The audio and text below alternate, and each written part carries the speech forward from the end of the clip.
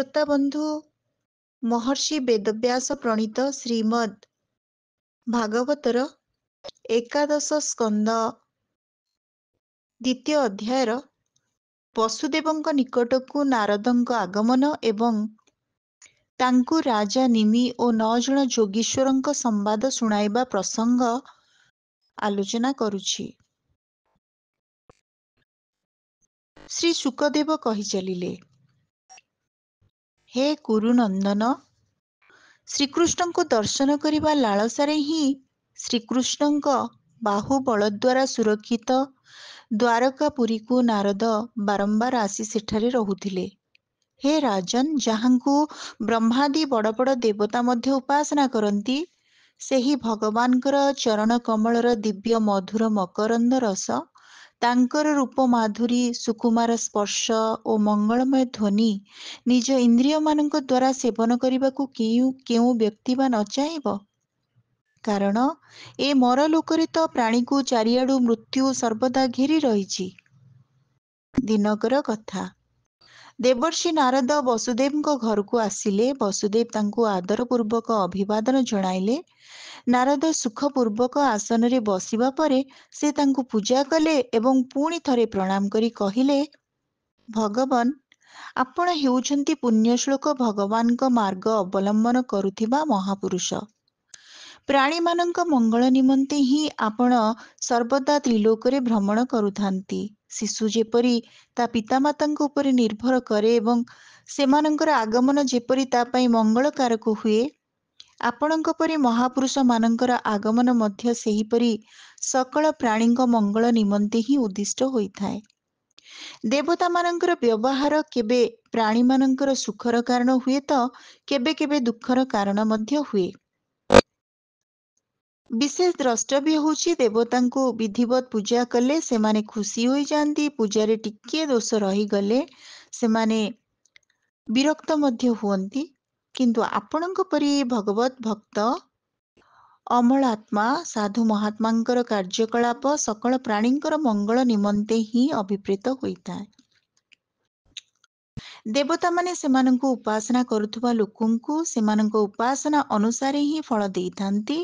ତାଙ୍କର ସେହି ଫଳ ଦେବା କାୟା ଛାୟାର ସମ୍ପର୍କ ପରି ହୋଇଥାଏ, ଅର୍ଥାତ୍ ଲୋକେ ଯେପରି କର୍ମ କରନ୍ତି ଦେବତା ସେହିପରି ଫଳ ଦିଅନ୍ତି। କିନ୍ତୁ ସାଧୁ ମହାତ୍ମାମାନେ ଦୀନ ଜନଙ୍କୁ ଅହେତୁକୀ କୃପା କରନ୍ତି। ହେ ବ୍ରହ୍ମନ୍, ବର୍ତ୍ତମାନ ମୁଁ ଆପଣଙ୍କ ଠାରୁ ଭାଗବତ ଧର୍ମ ବିଷୟରେ ଶୁଣିବାକୁ ଚାହୁଁଛି, କାରଣ ତାହା ଶ୍ରଦ୍ଧାପୂର୍ବକ ଶ୍ରବଣ କଲେ ମନୁଷ୍ୟ ସକଳ ପ୍ରକାର ଭୟରୁ ମୁକ୍ତ ହୋଇଯାଏ। ଭଗବାନ ବିଷ୍ଣୁ ହେଉଛନ୍ତି ମୋକ୍ଷଦାତା, କିନ୍ତୁ ପୂର୍ବ କାଳରେ ମୁଁ ସେହି ମୋକ୍ଷଦାତାଙ୍କୁ ମୋକ୍ଷ ପ୍ରାପ୍ତି ପାଇଁ ଉପାସନା ନ କରି ତାଙ୍କୁ ପୁତ୍ର ରୂପେ ପାଇବାକୁ ଉପାସନା କରିଥିଲି, କାରଣ ସେତେବେଳେ ମୁଁ ତାଙ୍କ ମାୟାରେ ମୋହିତ ହୋଇଯାଇଥିଲି। ହେ ସୁବ୍ରତ, ବଡ଼ ବିଚିତ୍ର କଥା ଯେ ସଂସାରର ଦୁଃଖ ସୁଖ ପରି ଲାଗୁଛି। ଏହି ଦୁଃଖରୁ ମୁଁ କିପରି ସହଜରେ ନିଶ୍ଚିତ ରୂପେ ମୁକ୍ତ ହୋଇପାରିବି, ମୋତେ ତାହାର ସରଳ ଉପାୟ କହିଦିଅନ୍ତୁ ପ୍ରଭୁ। ଶ୍ରୀ ଶୁକଦେବ କହିଲେ, ହେ ରାଜନ୍, ବୁଦ୍ଧିମାନ ବସୁଦେବ ଏପରି ପଚାରିବାରୁ ଦେବର୍ଷି ନାରଦ ଭଗବାନଙ୍କର କଲ୍ୟାଣମୟ ଗୁଣ ସବୁ ସ୍ମରଣ କରି ତନ୍ମୟ ହୋଇଗଲେ। ପ୍ରେମ ପରିପୂରିତ ହୃଦୟରେ ସେ ତାଙ୍କୁ କହିଲେ, ହେ ଯଦୁକୁଳ ଶ୍ରେଷ୍ଠ, ସକଳ ବିଶ୍ୱର କଲ୍ୟାଣକାରୀ ଭାଗବତ ଧର୍ମ ବିଷୟରେ ମୋତେ ଆପଣ ଯେଉଁ ପଚାରିଲେ, ତାହା ନିଶ୍ଚିତ ରୂପେ ସୁନ୍ଦର ବିଷୟଟିଏ ପଚାରିଲେ। ହେ ବସୁଦେବ, ଭାଗବତ ଧର୍ମ ହେଉଛି ଏପରି ଏକ ତତ୍ତ୍ୱ ଯାହା କର୍ଣ୍ଣରେ ଶ୍ରବଣ କରିବା ମାତ୍ରେ, ମୁଖରେ ଉଚ୍ଚାରଣ କରିବା ମାତ୍ରେ, ଚିତ୍ତରେ ସ୍ମରଣ କରିବା ମାତ୍ରେ, ତାହାକୁ ହୃଦୟରେ ଆଦର ଓ ଅନୁମୋଦନ କରିବା ମାତ୍ରେ ହିଁ ମନୁଷ୍ୟ ପବିତ୍ର ହୋଇଯାଏ। ଭାଗବତ ଧର୍ମର ଏପରି ପ୍ରଭାବ ଯେ ତାହା ଅବଲମ୍ବନ କଲେ ଜୀବ ଯେତେ ବଡ଼ ଦୁଷ୍ଟ ହୋଇଥିଲେ ବି ତତ୍କ୍ଷଣାତ୍ ପବିତ୍ର ହୋଇଯାଏ। ଭଗବାନ ହେଉଛନ୍ତି ପରମ କଲ୍ୟାଣ ସ୍ୱରୂପ। ତାଙ୍କର ନାମ ସ୍ମରଣ, ତାଙ୍କର ଶ୍ରବଣ, ତାଙ୍କର କୀର୍ତ୍ତନ ବହୁ ପୁଣ୍ୟ ପ୍ରଦାନ କରେ। ଏହି ପ୍ରଶ୍ନ ପଚାରି ଆପଣ ମୋତେ ସେହି ଦେବାଧିଦେବ ଆଦି ପୁରୁଷ ଭଗବାନ ନାରାୟଣଙ୍କ କଥା ସ୍ମରଣ କରାଇଦେଲେ। ଏ ବିଷୟରେ ମୁଁ ଗୋଟିଏ ପ୍ରାଚୀନ ଇତିହାସ ଅର୍ଥାତ୍ ଉପାଖ୍ୟାନର କଥା ଆପଣଙ୍କୁ କହୁଛି। ସେଥିରେ ବିଦେହ ରାଜା ମହାତ୍ମା ନିମି ଏବଂ ଋଷଭ ଦେବଙ୍କ 9 ପୁତ୍ରଙ୍କର ଯୋଗୀଶ୍ୱର ମାନଙ୍କର, ସେଇ ପୁତ୍ର ଥିଲେ ଯୋଗୀଶ୍ୱର, ସେମାନଙ୍କର କଥୋପକଥନ ମଧ୍ୟ ସେଥିରେ ରହିଛି। ତାକୁ ମୁଁ ଶୁଣେଇବାକୁ ଚାହୁଁଛି। ପୂର୍ବ କାଳରେ ସ୍ୱୟଂଭୁବ ମନୁଙ୍କ ପୁତ୍ର ଥିଲେ ପ୍ରିୟବ୍ରତ। ପ୍ରିୟବ୍ରତଙ୍କ ପୁତ୍ର ଥିଲେ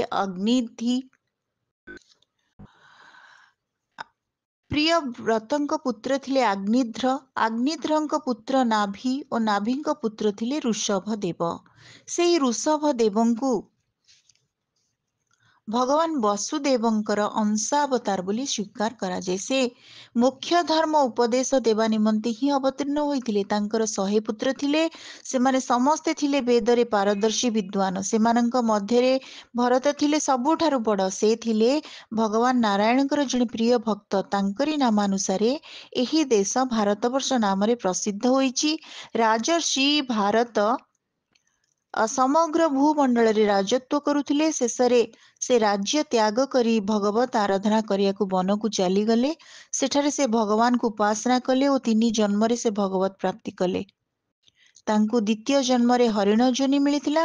ତୃତୀୟ ଜନ୍ମରେ ସେ ବ୍ରାହ୍ମଣ କୂଳରେ ଜନ୍ମି ଜଡ଼ ଭରତ ନାମରେ ବିଖ୍ୟାତ ହୋଇଥିଲେ।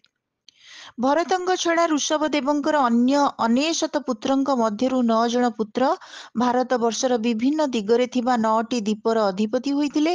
81 ଜଣ କର୍ମକାଣ୍ଡର ରଚୟିତା ହୋଇ ଅଗ୍ନିହୋତ୍ରୀ ବ୍ରାହ୍ମଣ ହୋଇଗଲେ ଏବଂ ଅବଶିଷ୍ଟ 9 ଜଣ ପରମାର୍ଥ ତତ୍ତ୍ୱର ପ୍ରଚାରକ ମହାଭାଗ୍ୟବାନ ସନ୍ନ୍ୟାସୀ ହୋଇଗଲେ। ଏହି ଶେଷ 9 ଜଣ ଥିଲେ ଦିଗମ୍ବର ସନ୍ନ୍ୟାସୀ ଏବଂ ଆତ୍ମବିଦ୍ୟାରେ ପାରଙ୍ଗମ। ସେମାନଙ୍କର ନାମ ହେଉଛି କବି, ହରି, ଅନ୍ତରିକ୍ଷ, ପ୍ରବୁଦ୍ଧ, ପିପ୍ପଳାୟନ, ଆବିହୋତ୍ର, ଦ୍ରୁମିଳ, ଚମସ ଓ କରଭାଜନ। ଉକ୍ତ ମହାତ୍ମାମାନେ ଏହି ଜଡ଼ଚେତନାତ୍ମକ ସକଳ ବିଶ୍ୱକୁ ଭଗବାନଙ୍କର ହିଁ ସ୍ୱରୂପ ବୋଲି ମାନୁଥିଲେ ଏବଂ ସମଗ୍ର ଜଗତକୁ ନିଜଠାରୁ ଭିନ୍ନ ବୋଲି ଦେଖୁନଥିଲେ। ଅର୍ଥାତ୍ ସେମାନେ ସର୍ବତ୍ର ଏକମାତ୍ର ପରମାତ୍ମାଙ୍କୁ ହିଁ ଦର୍ଶନ କରୁଥିଲେ। ଏପରି ଭାବରେ ସର୍ବତ୍ର ଆତ୍ମଭାବ ରଖି ବିଶ୍ୱ ବ୍ରହ୍ମାଣ୍ଡରେ ଏକମାତ୍ର ପରମାତ୍ମାଙ୍କୁ ହିଁ ଦର୍ଶନ କରି ସେମାନେ ସର୍ବତ୍ର ବିଚରଣ କରୁଥିଲେ। ସେମାନେ ଅବାଧରେ ତ୍ରିଲୋକରେ ବିଚରଣ କରିପାରୁଥିଲେ।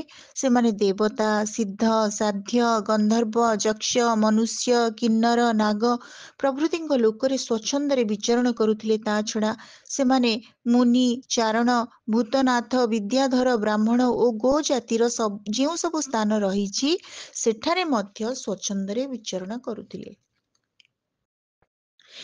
ଏପରି ସ୍ୱାଭାବିକ ବିଚରଣ କରୁ କରୁ ଥରେ ସେହି 9 ଜଣ ଯୋଗୀଶ୍ୱର ଯାଇ ରାଜା ନିମିଙ୍କ ଯଜ୍ଞସ୍ଥଳରେ ପହଞ୍ଚିଗଲେ। ସେତେବେଳେ ଏହି ଅଜନାଭବର୍ଷ ବା ଭାରତବର୍ଷରେ ମହାତ୍ମା ନିମି ବଡ଼ ବଡ଼ ଋଷିମାନଙ୍କୁ ଡକାଇ ଏକ ଯଜ୍ଞ କରୁଥିଲେ। ଉପରୋକ୍ତ ପରମ ଭାଗବତ ମହାନୁଭାବ ନବଯୋଗୀଶ୍ୱର ନିଜ କାନ୍ତିରେ ସୂର୍ଯ୍ୟଙ୍କ ସମ ତେଜସ୍ୱୀ ଦେଖାଯାଉଥିଲେ। ସେମାନଙ୍କୁ ଦେଖି ଯଜମାନ ରାଜା ନିମି, ମୂର୍ତ୍ତିମାନ ଅଗ୍ନିଦେବ, ଋତ୍ୱିକ ଆଦି ବ୍ରାହ୍ମଣ ସମସ୍ତେ ସେମାନଙ୍କୁ ସ୍ୱାଗତ କରିବାକୁ ଠିଆ ହୋଇଗଲେ। ଆଗନ୍ତୁକ 9 ଜଣ ଯୋଗୀଶ୍ୱର ଭଗବାନ ନାରାୟଣଙ୍କ ପରାୟଣ ବୋଲି ଜାଣିପାରି ରାଜା ନିମି ଅତ୍ୟନ୍ତ ଆନନ୍ଦିତ ହେଲେ। ସେମାନଙ୍କୁ ଯଥୋଚିତ ଆସନରେ ବସାଇ ସେ ସେମାନଙ୍କୁ ବିଧିପୂର୍ବକ ପୂଜା କଲେ। ସେମାନେ ନିଜ କାନ୍ତିରେ ଏପରି ଦୀପ୍ତିମାନ ଦିଶୁଥିଲେ ଯେ ଦେଖି ମନେ ହେଉଥିଲା ସେମାନେ ବ୍ରହ୍ମାଙ୍କ ପୁତ୍ର ସନକାଦି ହିଁ ହୋଇଥିବେ। ରାଜା ନିମି ବିନୟରେ ମଥାବନତ କରି ସେମାନଙ୍କୁ ପ୍ରେମର ସହିତ ପଚାରିଲେ।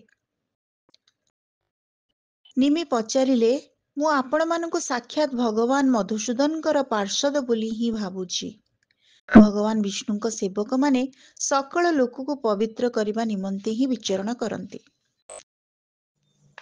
ମନୁଷ୍ୟ ଜନ୍ମ ଜୀବମାନଙ୍କ ନିମନ୍ତେ ଅତ୍ୟନ୍ତ ଦୁର୍ଲଭ ଏବଂ ଏହା କ୍ଷଣଭଙ୍ଗୁର ମଧ୍ୟ। ଏପରି ଅବସ୍ଥାରେ ଭଗବାନଙ୍କର ପ୍ରିୟ ଭକ୍ତମାନଙ୍କର ଦର୍ଶନ ମିଳିଯିବା ତ ଆହୁରି ଦୁର୍ଲଭ। ତେଣୁ ହେ ତ୍ରିଲୋକ ପାବନ ମହାତ୍ମାଗଣ, ମୁଁ ମୋର ପରମ କଲ୍ୟାଣର ଉପାୟ ଆପଣମାନଙ୍କୁ ପଚାରୁଛି। କାରଣ ଏହି ସଂସାରରେ ଅର୍ଦ୍ଧକ୍ଷଣକର ସତ୍ସଙ୍ଗ ମଧ୍ୟ ମନୁଷ୍ୟମାନଙ୍କ ନିମନ୍ତେ ଶ୍ରେଷ୍ଠ ସମ୍ପଦ। ଯଦି ଆପଣମାନେ ମୋତେ ଭାଗବତ ଧର୍ମ ଅର୍ଥାତ୍ ଭକ୍ତର କର୍ତ୍ତବ୍ୟ ଶୁଣିବାର ଯୋଗ୍ୟ ପାତ୍ର ବୋଲି ଭାବୁଛନ୍ତି, ତେବେ ମୋତେ ସେହି ଭାରତ ଧର୍ମ ତେବେ ମୋତେ ସେହି ଭାଗବତ ଧର୍ମ ବିଷୟରେ ଏଭଳି କିଛି କହନ୍ତୁ ଯାହା ଆଚରଣ କଲେ ଅଜନ୍ମା ପ୍ରଭୁ ପ୍ରସନ୍ନ ହୋଇ ନିଜର ଶରଣାଗତ ଭକ୍ତଙ୍କ ନିକଟରେ ସ୍ୱୟଂ ନିଜକୁ ମଧ୍ୟ ଦାନ କରିଦିଅନ୍ତି। ଦେବର୍ଷି ନାରଦ କହିଲେ, ହେ ବସୁଦେବ, ରାଜା ନିମି ସେହି ଯୋଗୀଶ୍ୱରମାନଙ୍କୁ ଏପରି ପ୍ରାର୍ଥନା କଲେ। ତାଙ୍କ ପ୍ରାର୍ଥନାକୁ ସମ୍ମାନ ଦେଇ ଏବଂ ସଭାରେ ବସିଥିବା ସଦସ୍ୟ, ଋତ୍ୱିକ ଏବଂ ରାଜାମାନଙ୍କୁ ସମ୍ବୋଧନ କରି ସେମାନେ କହିବାକୁ ଆରମ୍ଭ କଲେ। ପ୍ରଥମେ ମହାତ୍ମା କବି କହିଲେ, ମୋ ମତରେ ପରମ କଲ୍ୟାଣ ନିମନ୍ତେ ଭଗବାନ ଅଚ୍ୟୁତଙ୍କ ଚରଣରେ ଶରଣ ନେଇଯିବା ହିଁ ଶାଶ୍ୱତ ରୂପରେ ସର୍ବୋତ୍କୃଷ୍ଟ ଭୟ ରହିତ ସାଧନା। କାରଣ ସାଂସାରିକ ପଦାର୍ଥରେ ଆତ୍ମବୁଦ୍ଧି ଓ ସୁଖବୁଦ୍ଧି ରଖିଥିବା ଲୋକେ ବି ଯଦି ଭଗବାନଙ୍କର ଅନନ୍ୟ ଶରଣାଗତ ହୋଇଯାଆନ୍ତି, ତେବେ ତାର ଫଳସ୍ୱରୂପ ସେମାନଙ୍କର ଅଜ୍ଞାନତା ଦୂର ହୋଇଯାଏ ଓ ସଂସାରରେ ଦୁଃଖ ଅନୁଭବ କରି ସେମାନେ ସଂସାର ପ୍ରତି ବିରକ୍ତ ହୋଇଯାଆନ୍ତି। ସେମାନଙ୍କୁ ଆଧ୍ୟାତ୍ମିକ ଆନନ୍ଦ ମିଳିଯାଏ ଓ ସେମାନଙ୍କର ଭୟ ସମ୍ପୂର୍ଣ୍ଣ ରୂପେ ଦୂର ହୋଇଯାଏ। ସେମାନଙ୍କର ସର୍ବତ୍ର ଆତ୍ମଭାବ ହୋଇ ସବୁଠାରେ ସମାନ ରୂପରେ ସର୍ବଦା ପରମାତ୍ମା ହିଁ ଅନୁଭବ ହେବାକୁ ଲାଗନ୍ତି। ଅତି ସହଜରେ ଭଗବତ ସାକ୍ଷାତକାର ପାଇବା ନିମନ୍ତେ ସରଳ ହୃଦୟ ଅଜ୍ଞାନୀ ଲୋକଙ୍କୁ ଭଗବାନ ନିଜ ଶ୍ରୀମୁଖରେ ଯେଉଁ ଉପାୟ କହିଦେଇଛନ୍ତି, ତାହାକୁ ହିଁ ଭାଗବତ ଧର୍ମ କୁହାଯାଏ। ହେ ରାଜନ୍, ସେହି ଭାଗବତ ଧର୍ମ ଅବଲମ୍ବନ କଲେ ମନୁଷ୍ୟର କେବେ ବି ବିଘ୍ନ ଘଟେ ନାହିଁ। ଏପରିକି ଆଖି ବୁଜି ଧାଇଁଲେ ମଧ୍ୟ ଅର୍ଥାତ୍ ବିଧିବିଧାନରେ ତ୍ରୁଟି ହୋଇଗଲେ ବି ସେ ସ୍ଖଳିତ ହୁଏ ନାହିଁ କି ଫଳପ୍ରାପ୍ତିରୁ ବଞ୍ଚିତ ହୁଏ ନାହିଁ। ମନୁଷ୍ୟ ନିଜର ଶରୀର, ବାଣୀ, ମନ, ଇନ୍ଦ୍ରିୟ, ବୁଦ୍ଧି ଓ ଅହଙ୍କାର ଦ୍ୱାରା ଅଥବା ନିଜର ସ୍ୱଭାବ ଅନୁସାରେ ଯାହା କିଛି କର୍ମ କରେ, ସେହି ସବୁକୁ ଭଗବାନଙ୍କ ପାଖରେ ସମର୍ପଣ କରିଦେବା ହିଁ ଭାଗବତ ଧର୍ମ ପାଳନର ସବୁଠାରୁ ସରଳ ଉପାୟ। ଭଗବାନଙ୍କୁ ଛାଡ଼ି ଅନ୍ୟ ବସ୍ତୁରେ ଯଥା ଦେହ ଆଦିରେ ମନୋନିବେଶ କଲେ ଅର୍ଥାତ୍ ଅସତ୍ ବସ୍ତୁକୁ ସତ୍ ବସ୍ତୁ ବୋଲି ଭାବି ତା ପ୍ରତି ଅତ୍ୟନ୍ତ ଆସକ୍ତ ହୋଇଗଲେ ହିଁ ଭୟ ଜାତ ହୁଏ। ଏହି ସ୍ଥିତିରେ ଥିବା ମନୁଷ୍ୟ ପରମାତ୍ମାଙ୍କ ପ୍ରତି ବିମୁଖ ହୋଇଯାଏ ଏବଂ ସେ ମାୟାଭ୍ରମରେ ପଡ଼ି ଅନାତ୍ମ ବସ୍ତୁମାନଙ୍କରେ ଆତ୍ମବୁଦ୍ଧି କରେ। ଏହା ଫଳରେ ସେ ନିଜ ସ୍ୱରୂପକୁ ଭୁଲିଯାଏ। ଅବଶ୍ୟ ଭଗବାନଙ୍କ ମାୟା ହେତୁ ହିଁ ଏପରି ହୁଏ। ତେଣୁ ଏଭଳି ଅଜ୍ଞାନତାରୁ ରକ୍ଷା ପାଇବାକୁ ହେଲେ ବୁଦ୍ଧିମାନ ମନୁଷ୍ୟ ଗୁରୁଙ୍କୁ ଭଗବତ ବୁଦ୍ଧିରେ ଦର୍ଶନ କରିବା ସଙ୍ଗେ ସଙ୍ଗେ ଅନନ୍ୟ ଭକ୍ତିପୂର୍ବକ ଏକମାତ୍ର ପରମାତ୍ମାଙ୍କର ହିଁ ଶରଣ ଗ୍ରହଣ କରିବା ଆବଶ୍ୟକ। ବାସ୍ତବରେ ପରମାତ୍ମା ତତ୍ତ୍ୱ ହିଁ ସତ୍ୟବସ୍ତୁ, କିନ୍ତୁ ନାନା ତତ୍ତ୍ୱର ଚିନ୍ତନ କରୁଥିବା ମନୁଷ୍ୟର ବୁଦ୍ଧିରେ ଜାଗତିକ ବସ୍ତୁ ସତ୍ୟ ପରି ପ୍ରତୀତ ହୁଏ ଏବଂ ଏହି କାରଣରୁ ସେ ଅସତ୍ ବସ୍ତୁର ସତ୍ତା ଅଛି ବୋଲି ଧରିନିଏ। କିନ୍ତୁ ସ୍ୱପ୍ନାବସ୍ଥାର ଦୃଶ୍ୟ ଯେପରି ଜାଗ୍ରତ ହୋଇଗଲେ ମିଥ୍ୟା ବୋଲି ବୋଧ ହୋଇଯାଏ, ଜାଗ୍ରତ ଅବସ୍ଥାରେ ସତ୍ୟ ପରି ଦିଶୁଥିବା ଜଗତ୍ ମଧ୍ୟ ସେହିପରି ମିଥ୍ୟା ହିଁ ହୋଇଥାଏ। ତେଣୁ ସାଂସାରିକ କର୍ମଗୁଡ଼ିକ ସମ୍ବନ୍ଧରେ ସଂକଳ୍ପ ବିକଳ୍ପ କରୁଥିବା ମନକୁ ବୁଦ୍ଧିମାନ ପୁରୁଷ ସେସବୁରୁ ନିବୃତ୍ତ କରିଦେବା ଉଚିତ। ସେପରି କଲେ ହିଁ ତାଙ୍କୁ ଅଭୟ ପଦ ଅର୍ଥାତ୍ ପରମ ପଦ ପ୍ରାପ୍ତି ହୁଏ। ଶ୍ରୋତାବନ୍ଧୁ, ଆମେ ଶୁଣୁଛେ ଶ୍ରୀମଦ୍ ଭାଗବତର ଏକାଦଶ ସ୍କନ୍ଦ ଅନ୍ତର୍ଭୁକ୍ତ ଦ୍ୱିତୀୟ ଅଧ୍ୟାୟ ଏବଂ ଏଥିରେ ବସୁଦେବଙ୍କ ନିକଟକୁ ନାରଦଙ୍କ ଆଗମନ ଏବଂ ତାଙ୍କୁ ରାଜା ନିମି ଓ 9 ଜଣ ଯୋଗୀଶ୍ୱରଙ୍କ ସମ୍ବାଦ ଆମେ ଶୁଣୁଥିଲେ। ଆମର ତୃତୀୟ ଅଡିଓରେ ଆମେ ଏହାର ପରବର୍ତ୍ତୀ ଭାଗକୁ ଆଲୋଚନା କରିବା, ଯେଉଁଥିରେ ଯୋଗୀଶ୍ୱରଙ୍କ ସମ୍ବାଦ ମୁଖ୍ୟ ପ୍ରସଙ୍ଗ ହେବ। ଅଡିଓଟି କେମିତି ଲାଗିଲା ଆପଣମାନଙ୍କ ମତାମତ ଅପେକ୍ଷାରେ। ଧନ୍ୟବାଦ।